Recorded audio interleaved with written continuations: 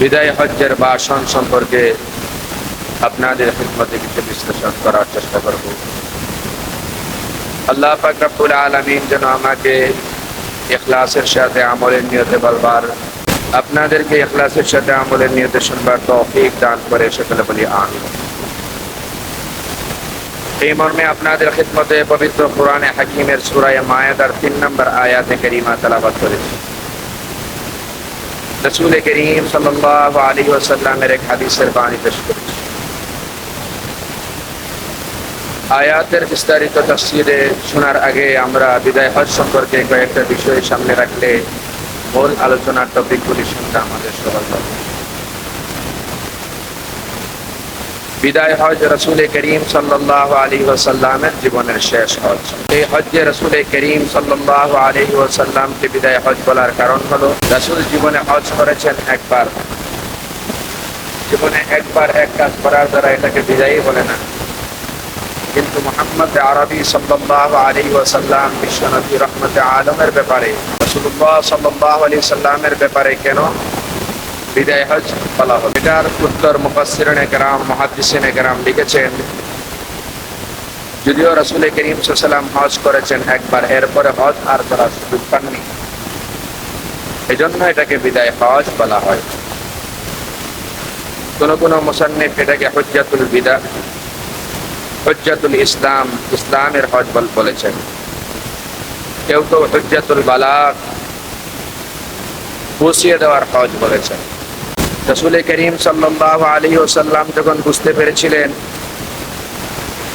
10 হিজরি সনের শেষ সময়ে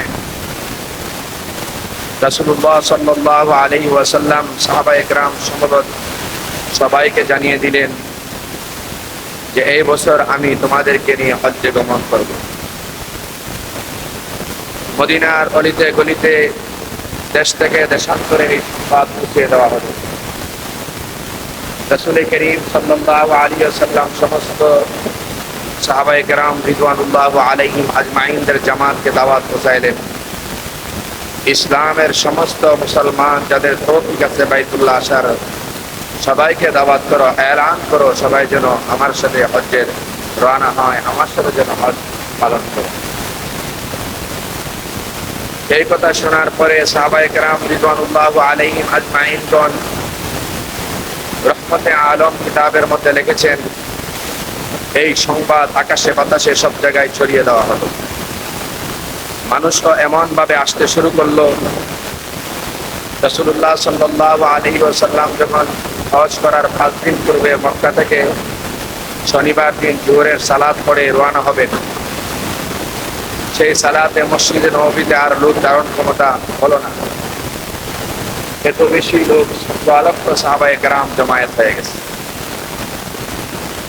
মদিনার অলিতে গলিতে আনাচে কানাচে মানুষ আর মানুষ, যেদিকে তাকানো যায় সেদিকে শুধু মুসলমান আর মুসলমান। সকলের একটাই ইচ্ছা, একটাই ধারণা, একটাই মনে আকাঙ্ক্ষা, মুহাম্মদ আরবি, বিশ্বনবী মুহাম্মদ আরবি সাল্লাল্লাহু আলাইহি ওয়াসাল্লামের সাথে হজ পালন করবে।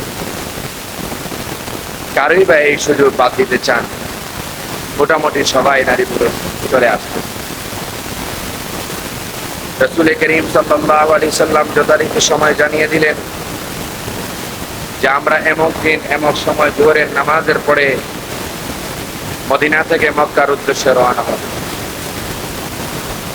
এই বিদায় হজ্জে 9 জিলহজ 10 হিজরি সনে 632 খ্রিস্টাব্দে মক্কা বিজয়ের পর মক্কা বিজয়ের 8 হিজরিতে 630 খ্রিস্টাব্দে অনুষ্ঠিত হয়েছিল। এই রাসূলুল্লাহ সাল্লাল্লাহু আলাইহি সাল্লাম এই বিদায় হজ্জের ময়দানে গুরুত্বপূর্ণ 3টা ভাষণ দিয়েছিলেন। বলেন কয়টা ভাষণ দিয়েছিলেন? বিদায় হজ্জের ভাষণ নামে আমরা সাধারণত জানি একটা ভাষণের কথা, আসলে না, 3টা ভাষণ দিয়েছেন। 1 নম্বর ভাষণ দিয়েছিলেন আরাফার দিবসে 9 জিলহজ আরাফার ময়দানে। আরেকটা ভাষণ দিয়েছিলেন কুরবানির দিন 10 জিলহজ মিনায় মসজিদে নামিরা থেকে। 3 নম্বর ভাষণ দিয়েছিলেন মিনায় আইয়ামে তাশরিক 11 থেকে 13 তারিখ জিলহজের মাঝামাঝির সময়ে। মোট বিদায় হজ্জের ভাষণ হলো 3টার সমন্বয়ে একটা, 3টার সমন্বয়ে একটা। ভাষণটির অংশসমূহ গেল একটা। দ্বিতীয় নম্বর, রাসূল করিম সাল্লাল্লাহু আলাইহি ওয়াসাল্লাম এই ভাষণের মধ্যে গুরুত্বপূর্ণ মুসলমানদের অনেকগুলো বিষয় নিয়ে আলোচনা করেছেন। এক নম্বর যে আলোচনা আসে, সকল মানুষের আদিপিতা অভিন্ন আদম আলাইহিস সালাতু ওয়াস সালাম এবং মা হাওয়া আলাইহিস সালাতু ওয়াস সালাম সম্পর্কে। পৃথিবীর তারা সর্বপ্রথম মানুষ, তারা আমাদের আদিপিতা, এবং আমরা একে অপরের ভাই ভাই, একে অপরের সাথে আমরা ভ্রাতৃত্ব বন্ধনে আবদ্ধ থাকি। দুই, সকল দিন, মাস, শহর, দেশের মানুষের রক্ত, জীবন, সম্পদ, মর্যাদা, সকল ধরনের মানবাধিকার পরস্পরের জন্য অতি পবিত্র এবং নিরাপদ এবং সম্মানিত। তিন, ধর্ম নিয়ে বাড়াবাড়ি করা নিষেধ, কারণ আল্লাহর কিতাবের মাধ্যমে সত্যকে মিথ্যাকে আলাদা করে দেওয়া হয়েছে। তোমরা কুরআন এবং সুন্নাহকে আঁকড়িয়ে ধরো, তোমরা কুরআন এবং সুন্নাহকে আঁকড়িয়ে ধরো। 4 নম্বর, পিতা মাতার যত্ন নেওয়া এবং জন্ম সূত্রে সৃষ্টি হওয়া আপন ভাই বোন, আত্মীয় স্বজন, বৈবাহিক সৃষ্টি আত্মীয়তা সম্পর্কে অটুট রাখা সকলের জন্য অতিশয় গুরুত্বপূর্ণ। এই বিষয়টা রাসূল বিদায় হজ্জের ময়দানে গুরুত্ব দিয়েছিলেন। 5 নম্বর, জাহিলি যুগের জন্মগতভাবে আল্লাহর পদ ও জ্ঞানের উৎস, আকল বিবেক কাজে না লাগানোর যুগ, সকল বংশ, গায়ের রং, ভাষা, দেশ, শারীরিক গঠন নিয়ে অহংকার এবং মানুষকে দাস হিসেবে ক্রয় করা, কন্যা সন্তান জীবন্ত পুঁতে দেওয়া, নারীদের মানবাধিকার অবজ্ঞা করা এবং সকল ক্ষেত্রে কঠোরতা পরিহার করার কথা রাসূল সাল্লাল্লাহু আলাইহি ওয়াসাল্লাম বলেছেন। 6 নম্বর যে বিষয়টা রাসূলের বিদায় হজ্জের ভাষণে গুরুত্ব পেয়েছিল, জাহিলি যুগের রক্তের সকল দাবি বাতিল হওয়া। জাহিলি যুগের একটা কথা ছিল, কেউ কাউকে পাহাড় করলে সে তাকে হত্যা করত। রাসূল এটাকে চিরতরে ডিলিট করে দিয়েছে। 7 নম্বর, জাহিলি যুগের যত সুর কথা ছিল, সকল সুর কথা বাতিল করে দেওয়া হলো। 8 নম্বর, মুসলিম একে অপরের ভাই ভাই, তোমরা কখনো কোনো অবস্থায় এক ভাই আরেক ভাইয়ের ইজ্জত নিয়ে টানাটানি করবে না, একজন আরেকজনের সম্পদ আত্মসাৎ করবে না, তোমরা কখনো একজন আরেকজনেরকে ক্ষতি সাধন করার চেষ্টা করবে না, তোমার বোনের ইজ্জত নিয়ে টানা খেচড়া করবে না। অবশ্যই সর্বদাই মুসলমানের ইজ্জত সম্পর্কে সতর্ক থাকবে। 9, স্ত্রীদের ব্যাপারে রাসূলুল্লাহ সাল্লাল্লাহু আলাইহি ওয়াসাল্লাম সচেতন হওয়ার ব্যাপারে বলেছিলেন, সাবধান, স্ত্রীরা তোমাদের আল্লাহর পক্ষ থেকে নির্বাচিত, তোমরা তাদের সাথে দুর্ব্যবহার করবে না, তোমরা তাদের সাথে খারাপ আচরণ করবে না, তোমরা তাদের সাথে কঠোর কথা বলবে না, সর্ব অবস্থায় তাদের সাথে সৎ আচরণ করবে, ভালো আচরণ করবে। কখনো কোনো কারণে যদি অসুবিধা সৃষ্টি হয়, তাহলে দুই পরিবার থেকে মীমাংসা করার চেষ্টা করবে। সাবধান, কখনো তোমরা বিচ্ছিন্ন হবে না। সুবহানাল্লাহর আস্তে বল। 10 নম্বর, রাসূলুল্লাহ সাল্লাল্লাহু আলাইহি ওয়াসাল্লাম বলেছিলেন, অপরাধের জন্য অপরাধী নিজেই দায়ী, সন্তানের অপরাধের জন্য পিতাকে দায়ী করা চলবে না। সন্তানের অপরাধের জন্য পিতাকে দায়ী করা চলবে না। জাহিলি যুগে যদি বাবা কোনো সন্তান যদি কোনো অপরাধ করতো, তাহলে তার বাবাকে বিচার করতো, সন্তানকে না পাইলে। ইসলামের রাসূল বিদায় হজ্জের ভাষণে পৃথিবীর সমস্ত মানুষকে বলে দিয়েছিলেন, হে আমার সাহাবায়ে কেরাম, হে আমার উপস্থিত সাহাবারা, তোমাদের সামনে জানিয়ে দিতে চাই, কোনোভাবেই একজনের বিচার আরেকজনকে করা যাবে না। এটা ইসলাম রহিত করে দিয়েছে। রাসূলুল্লাহ সাল্লাল্লাহু আলাইহি ওয়াসাল্লাম এই গুরুত্বপূর্ণ শব্দ, এই ভাষণগুলি দিয়েছেন। 11 নম্বর, রাসূলুল্লাহ সাল্লাল্লাহু আলাইহি ওয়াসাল্লাম বলেছেন, রব তথা আল্লাহ সম্পর্কে সচেতন হও। কোরআন, সুন্নাহ, বিজ্ঞান, সাধারণ বিজ্ঞান, সত্য উদাহরণ, সাধারণ ঐতিহাসিক সত্য ঘটনা কোরআনের মাধ্যমে যেগুলি আছে এগুলি বিশ্বাস করবে এবং এগুলির উপর যেগুলি আমলের থাকবে সেগুলি আমল করবে। সুবহানাল্লাহর আস্তে বল। তারপরে রাসূল করিম সাল্লাল্লাহু আলাইহি ওয়াসাল্লাম 12 নম্বর বলেছেন, 5 ওয়াক্ত নামাজ যথা সময়ে আদায় করবে। রমজান মাসের রোজা তোমাদের উপর ফরজ হলে রমজানের রোজা রাখবে। হজ ফরজ হলে হজ আদায় করবে। যাকাত ফরজ হলে বছরে একবার যাকাত দিবে। এবং তোমরা অবশ্যই সর্ব অবস্থায় নিজেদের ঈমান ও আমলের হেফাজত করবে। 13 নম্বর, রাসূলুল্লাহ বলেছেন, নেতার অনুসরণ করো না। নেতা যদি অযোগ্য হয়, নেতা যদি ইসলামের বিরুদ্ধে আচরণ করে, তাহলে তার বিরুদ্ধে আচরণ করো। আর নেতা যতক্ষণ পর্যন্ত ইসলামের পক্ষে বলে, শরীয়তের পক্ষে বলে, সুন্নাহর পক্ষে বলে, তার পক্ষে দেখো। কত সুন্দর দিক নির্দেশনা দিয়েছে। যদি আজকে আমরা এই দিক নির্দেশনাগুলি মানতাম, তাহলে আমাদের সমাজে একটি বিশৃঙ্খলাও হতো না। কথা বলেন ঠিক কিনা? 14 নম্বর, পৃথিবীর শ্রেষ্ঠতম ব্যক্তি দুনিয়া থেকে চলে যাওয়ার পর মুসলমান পরস্পর হত্যা, কুফরের দিকে প্রত্যাবর্তন না করা। অর্থাৎ আমি রাসূল দুনিয়া থেকে চলে যাব, আয়াত নাজিল হয়ে গেছে, সুতরাং আমি চলে যাওয়ার পরে তোমরা যেন এমন হত্যা নিজেদের মধ্যে মারামারি না করো, কেননা আমি রাসূলই শেষ নবী। আমার পরে এই পৃথিবীতে আর কোনো নবী আসবে না। আমার পরে এই পৃথিবীতে আর কোনো নবী আসবে না। শুনলো কোরআন সুন্নাহর জ্ঞান অনুযায়ী তোমরা চলবে এবং কোরআন এবং সুন্নাহকে তোমাদের বুকে আঁকড়িয়ে ধরবে। তাই জবানে না বুকে? আরে কথা বলেন, জবানে নাকি বুকে? রাসূল বলছেন, লান তাদিল্লু মা তামাসসাকতুম বিহিমা কিতাবাল্লাহি ওয়া সুন্নাত রাসূলি। হে আমার উম্মত, তোমাদের সামনে দুইটা জিনিস রেখে যাচ্ছি। একটা হলো আল্লাহ পাক রব্বুল আলামিনের এই কালামুল্লাহ কোরআন, আরেকটা হলো আমি রাসূলুল্লাহর সুন্নাহ। যতদিন পর্যন্ত তোমরা এই কোরআন এবং সুন্নাহকে আঁকড়িয়ে ধরবে এই বুকের মাধ্যমে, অন্তর দিয়ে, দিল দিয়ে, ততদিন পর্যন্ত তোমরা হেদায়েত থেকে বিচ্যুত হবে না। রাসূল করিম সাল্লাল্লাহু আলাইহি ওয়াসাল্লাম 17 নম্বর যে বিষয়টা বলেছিলেন, হে আমার উপস্থিত সাহাবায়ে কেরাম, আমি যে কথাগুলি বলছি, আমার এই কথাগুলি অন্যদেরকে পৌঁছিয়ে দিবে। শাহিদুন আনিল গায়েব। আজকে তোমরা যারা উপস্থিত, অনুপস্থিতের কাছে আমার এই বক্তব্য, আমার এই ভাষণগুলি পৌঁছিয়ে দিবে। সুবহানাল্লাহ বলেন। মুহতারাম মুআজ্জাজ হাজিরিন, রাসূল করিম সাল্লাল্লাহু আলাইহি ওয়াসাল্লামের বিদায় হজ্জের ভাষণের আংশিক বিবরণ আপনাদের খেদমতে তুলে ধরা হবে। বিস্তারিত বিবরণ এবার আপনাদের সামনে তুলে ধরার চেষ্টা করছি। আল্লাহ রাসূল সাল্লাল্লাহু আলাইহি ওয়াসাল্লাম 10ম হিজরির পূর্ব সময় হযরতে মুআয ইবনে জাবালকে ইয়ামানের গভর্নর করে পাঠাইতেছিলেন। ইয়ামানের গভর্নর করে পাঠানোর সময় রাসূলুল্লাহ সাল্লাল্লাহু আলাইহি ওয়াসাল্লাম হযরতে মুআয ইবনে জাবালকে বলেছিলেন, ইয়া মুআয ইন্নাকা আসা আল্লাহ তালকানি বাদা আমি হাদা ওয়ালাআল্লাকা আন তামুররু বিমাসজিদি হাদা ওয়া কবরি। ও মুআয ইবনে জাবাল, হয়তো আগামী সময় তুমি মক্কা মদিনায় আসবে, মসজিদে নববীতে আসবে ঠিক, কিন্তু আমি রাসূলের সাথে মনে হয় আর সাক্ষাৎ করবে না।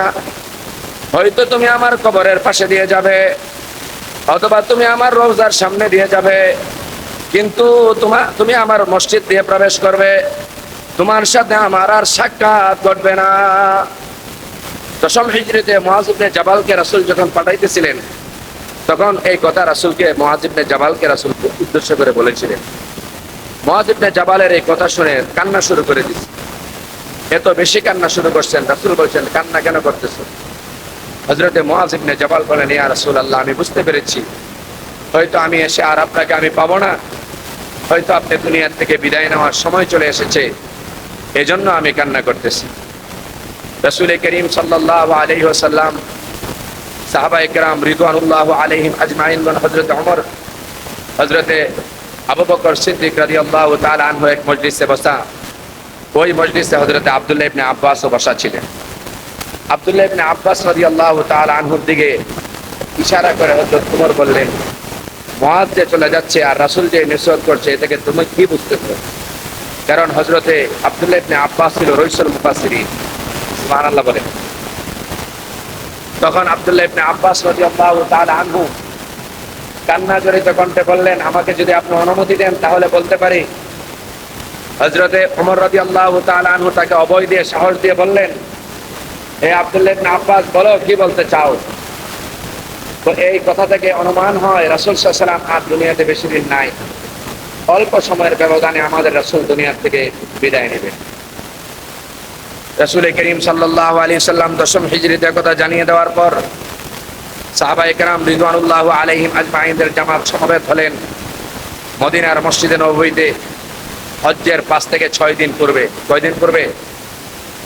6 দিন পূর্বে সাহাবায়ে কেরাম যখন উপস্থিত হলেন, রাসূলুল্লাহ রওনা হবেন শনিবার দিন হজ্জের উদ্দেশ্যে। মক্কা থেকে শনিবার জোহরের নামাজ জামাতের সাথে আদায় করে রাসূলুল্লাহ সাল্লাল্লাহু আলাইহি সাল্লাম রওনা করলেন। আম্মা যে আয়েশা রাদিয়াল্লাহু তাআলা আনহা এই ব্যাপারে হাদিস বর্ণনা করেছেন। আন আয়েশা রাদিয়াল্লাহু তাআলা আনহা قالت خرج رسول الله صلى الله عليه وسلم الى الحج ل5 ليال بقين في القعده। নবীজি যখন মদিনা থেকে মক্কার উদ্দেশ্যে বিদায় হজ্জের জন্য বের হবেন, ওই দিনটা ছিল শনিবার। শনিবার দিন নবীজি সাল্লাল্লাহু আলাইহি সাল্লাম জোহরের নামাজ সমস্ত পুরুষ সাহাবায়ে কেরামদেরকে নিয়ে জামাতের সাথে আদায় করেছিলেন। তারপরে শনিবার দিন আস্তে আস্তে করে মদিনা থেকে 6 কিলোমিটার দূরে সমস্ত সাহাবায়ে কেরাম 100 লক্ষ সাহাবাদেরকে নিয়ে রাসূল রওনা হয়ে গেলেন।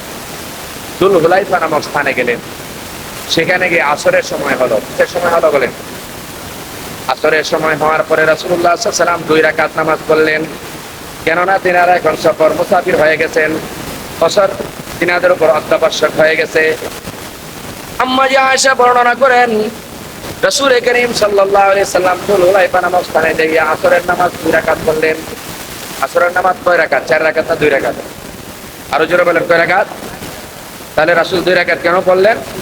হজ্জের সফর, এটা হলো সফর, এজন্য এখানে 4 রাকাত নামাজ পড়ার সুযোগ নাই। 2 রাকাত নামাজে তিনারা পড়বেন, এজন্য রাসূল 2 রাকাত সালাত করলেন। আস্তে আস্তে করে রাসূল করিম সাল্লাল্লাহু আলাইহি সাল্লাম সাহাবাদেরকে নিয়ে চলে গেলেন। রাসূলুল্লাহ সাল্লাল্লাহু আলাইহি সাল্লাম মিকাত পার হওয়ার আগে ইহরাম বাঁধলেন। সাহাবায়ে কেরামদেরকে বললেন, ইহরাম বাঁধো। ইহরাম বাঁধার পরে রাসূলুল্লাহ যাদের সাথে কুরবানির পশু ছিল তারা কুরবানির পশু নিলেন। যাদের সাথে কুরবানির পশু ছিল না তাদেরকে বললেন কুরবানির পশু সেখান থেকে পরে ব্যবস্থা করবা। এইভাবে রাসূলুল্লাহ সাল্লাল্লাহু আলাইহি সাল্লাম হজ এবং উমরার নিয়ত করে বিদায় হজ্জের জন্য রওনা হয়ে গেলেন।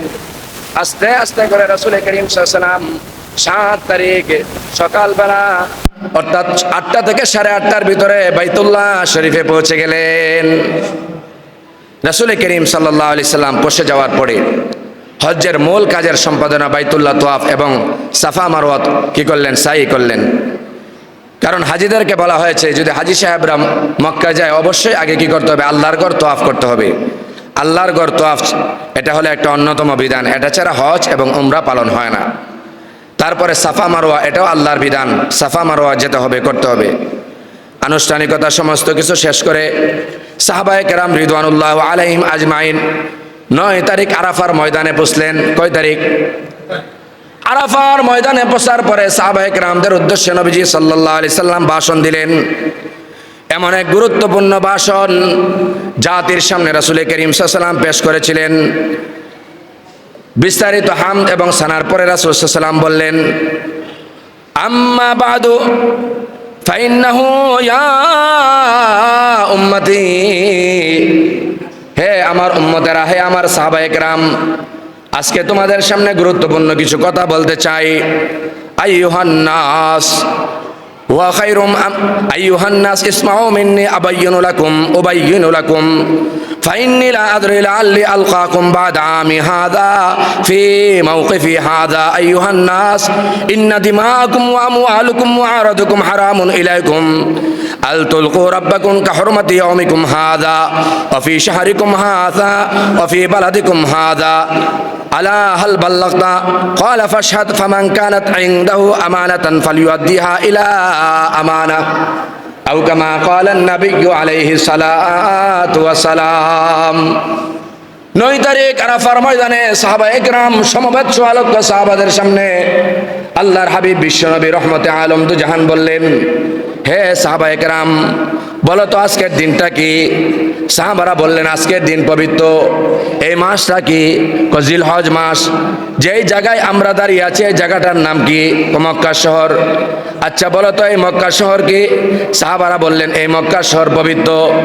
এই জায়গাটার নাম কি? এই জায়গাটাও পবিত্র। এই মাসটা কি? জিলহজ মাস পবিত্র। এই সময়টা কি? এই সময়টাও পবিত্র। আল্লাহর রাসূল সাল্লাল্লাহু আলাইহি ওয়াসাল্লাম তাকিদ দিয়ে বারবার এই কথাগুলি কেন জিজ্ঞাসা করলেন? মুহাদ্দিসিন একরাম বলেন, নবী তো জানতেন এই জায়গাটা মক্কা শরীফ, নবী তো জানতেন এই জায়গাটা আরাফার ময়দান পবিত্র।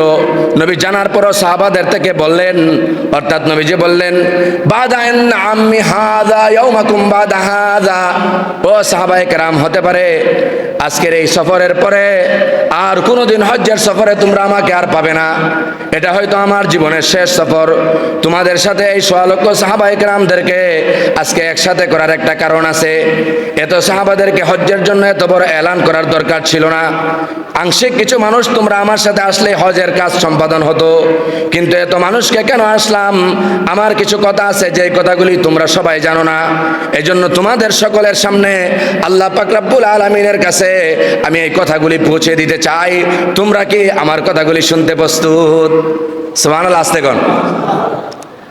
এবার সাহাবায়ে কেরাম রিদওয়ানুল্লাহ আলাইহিম আজমাইনরা বললেন, বাদা ইয়াউমিকুম হাযা দিমাউকুম ওয়া আমওয়ালুকুম।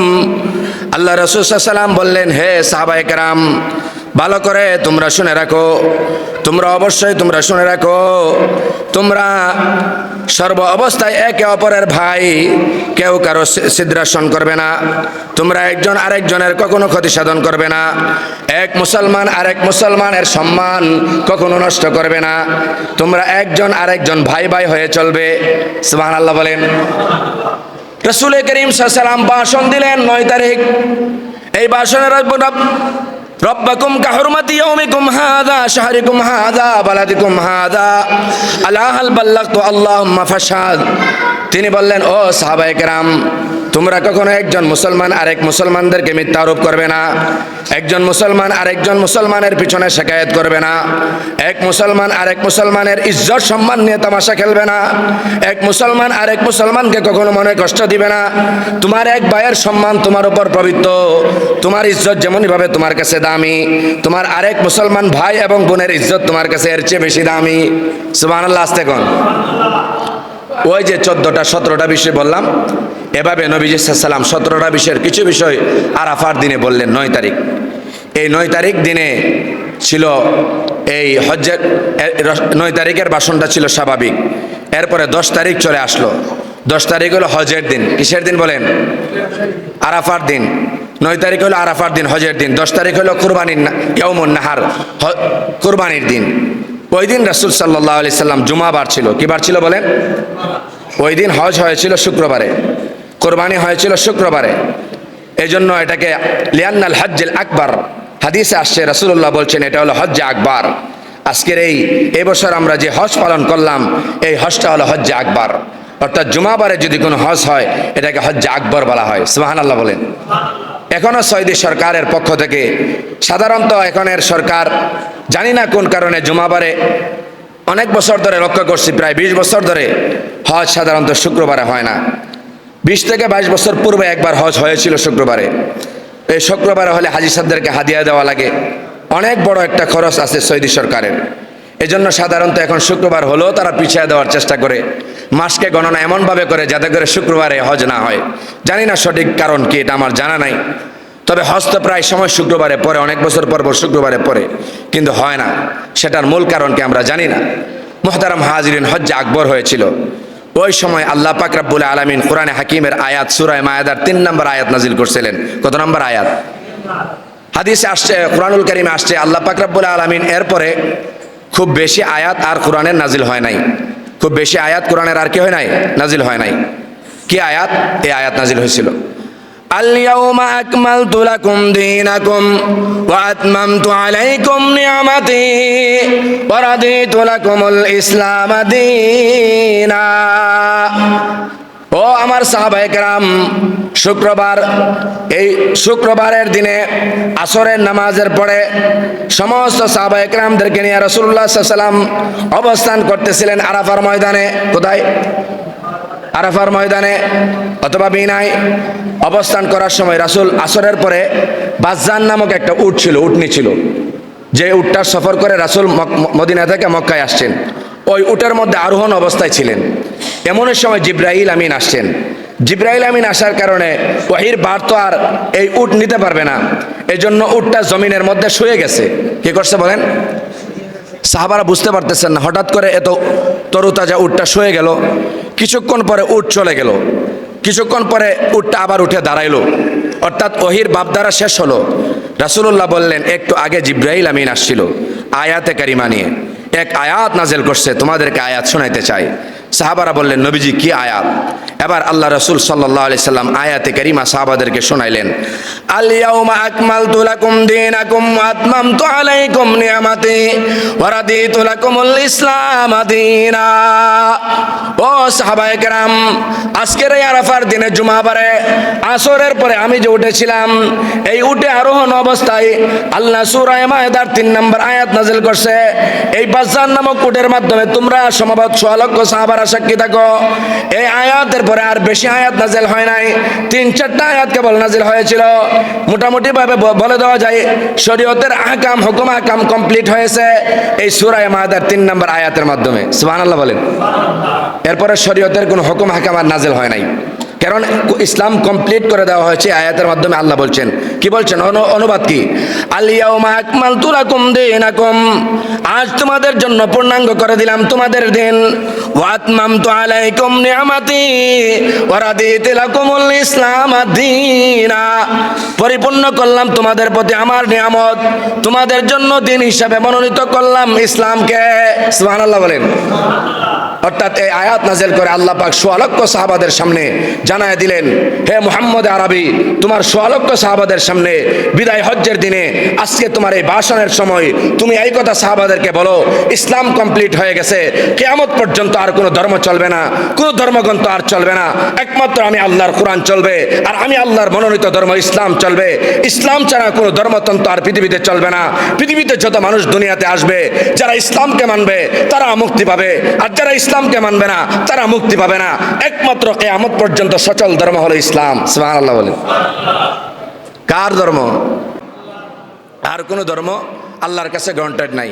এখন আপনি বলতে পারেন, হুজুর বর্তমান পৃথিবীতে খ্রিস্টানরা পৃথিবীর ক্ষমতার মসনদে বসা আছে, ইহুদিরা ক্ষমতার মসনদে বসা আছে, সারা পৃথিবীতে ইহুদিরা দাপট করে বেড়াচ্ছে, আমাদের ফিলিস্তিনের মধ্যে মুসলমানদেরকে একের পর এক আক্রমণ করে রাষ্ট্রকে শেষ করে দিয়েছে, ইয়ামানের মতো একটা গুরুত্বপূর্ণ ব্যবসায়িক রাষ্ট্রকে শেষ করে দিয়েছে, এভাবে অনেক রাষ্ট্র শেষ করে দিচ্ছে খ্রিস্টানরা, ইহুদিরা, হিন্দুরা, নাসারারা মিলে।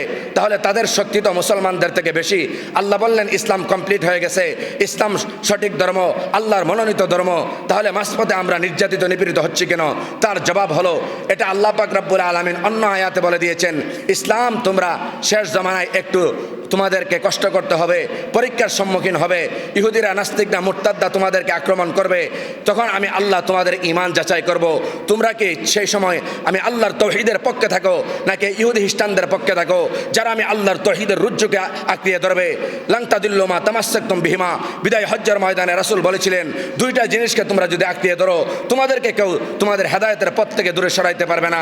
লাং তাদিল্লু মা তামাসসাকতুম বিহিমা কিতাবাল্লাহি ওয়া সুন্নাত রাসূলি, আমি আল্লাহর কোরআন আর হলো আমার মুহাম্মদুর রাসূলুল্লাহর সুন্নাহ, যদি আমি আল্লাহর কোরআনকে আর সুন্নাহকে তোমরা আঁকড়িয়ে ধরো, তাহলে তোমরা লাঞ্ছিত হতে হবে না, অপমানিত হতে হবে না, যুদ্ধের ময়দান থেকে ফিরে আসতে হবে না, তোমাদের যুদ্ধের ময়দানে অস্ত্র লাগবে না, তোমাদের কোটি কোটি টাকার কোনো সরঞ্জামাদি লাগবে না, আল্লাহু আকবরের ধ্বনির মাধ্যমে তোমাদেরকে ইতিপূর্বে বিজয় দিয়েছিলাম, কিয়ামতের আগেও তোমাদেরকে বিজয় দিব। সুবহানাল্লাহ বলে। এখন প্রশ্ন হলো, তাহলে নির্যাতিত কেন? সেটার জবাব আমরা পাইছি। পৃথিবী বিখ্যাত এক আলেম, তিনি তার কিতাব এবং রিসালার মধ্যে লিখেছেন, মুসলমানরা নির্যাতিত হওয়ার শেষ সময়ে আরেকটা কারণ কি?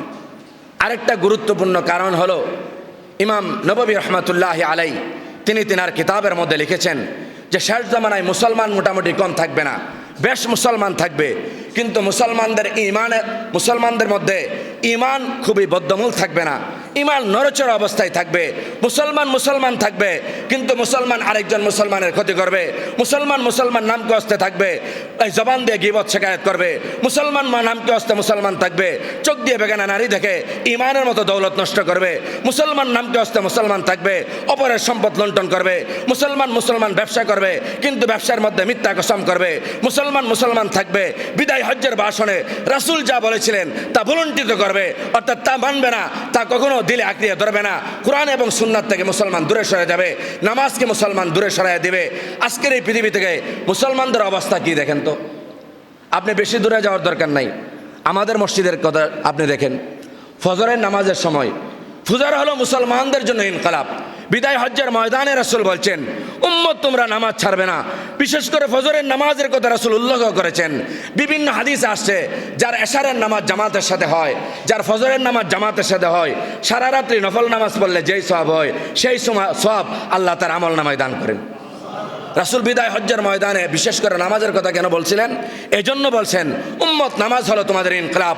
নামাজের মাধ্যমে তোমাদের মুসলমানের পরিচয়। বাইনা তরকুফি মিনাল কাফির আনিল মুমিন, মুমিন এবং কাফেরের পার্থক্য হলো নামাজ। আজকের এই দুর্দিনে কঠিন মুসলমানদের হালত চলতেছে। একটা একটা রাষ্ট্র করে মুসলমানদের ইহুদিরা খ্রিস্টানরা একাট্টা হয়ে মুসলমানদেরকে আক্রমণ করতেছে, কিন্তু মুসলমানরা সজাগ নয়। দিন সময় যত যাচ্ছে মুসলমানদের আমল দিন দিন চরিত্র বিনষ্ট হচ্ছে, আখলাকের মতো গুরুত্বপূর্ণ বিষয় বিনষ্ট হচ্ছে। কথা বলেন ঠিক কিনা? কোরবানি আসতেছে, কোরবানির ওয়াজ শুনবো, কিন্তু আজকে আমরা কয়জন মুসলমান আছি? কোরবানি আমরা ঠিকই করি, ওয়াজিব হোক এই ওয়াজিব আমরা ছাড়ি না, কিন্তু কোরবানির থেকেও কোরবানির দিনের ফজরের নামাজের দাম আল্লাহর কাছে বেশি কিনা বলেন? আরো জোরে বলেন, বেশি কিনা বলেন? আপনার সারা জীবনের কোরবানি যদি একসাথে রাখেন আর এক ওয়াক্তর কেবলমাত্র ফজরের নামাজ একসাথে রাখেন, সারা জীবনের কোরবানি থেকে আল্লাহ পাক রব্বুল আলামিনের কাছে ফজরের নামাজের দাম বেশি। কথা বলেন ঠিক কিনা? তা মুসলমান কিভাবে আপনি হেদায়েত কামনা করেন? কিভাবে সমাজে শান্তি দেখেন? কিভাবে বিশৃঙ্খলা থেকে বাঁচবেন? পারবেন না বাঁচতে বিশৃঙ্খলা থেকে। ফিতনা আপনার আসবেই। যতক্ষণ না পর্যন্ত মুসলমান পুরুষরা মসজিদে এসে ফজরের নামাজ জামাতে না পড়বে, ততদিন পর্যন্ত মুসলমানদের সমাজে হেদায়েত আসবে না। কথা বলেন ঠিক কিনা? আল্লাহ পাক রব্বুল আলামিন আমাদের প্রত্যেককে এই বিদায় হজ্জের ময়দানের ভাষণ আমরা একজন আরেকজনের ক্ষতি করব না, জবান দিয়ে আমরা উল্টাসিধা আচরণ করব না। আমাদের সবচেয়ে নাপাকি অবস্থা হলো এই জবান দিয়ে একটু তার বিরুদ্ধে হলেই এই জবানটাকে ব্যবহার করি। কথা বলেন ঠিক কিনা? জবানের নিয়ন্ত্রণের মাধ্যমে ইমানের নিয়ন্ত্রণ বলা হয়েছে। যার জবান ঠিক আছে তার সব ঠিক আছে, যার জবানের হেফাজত হয় তার সব হেফাজত হয়। আর যে জবানকে গীবতের মধ্যে লাগাই দেয় তার সমস্ত আমল বিনষ্ট হয়ে যায়। কথা বলেন ঠিক কিনা? এই ওয়াজ আমি এমন কোনো জুমায় বাদ নাই।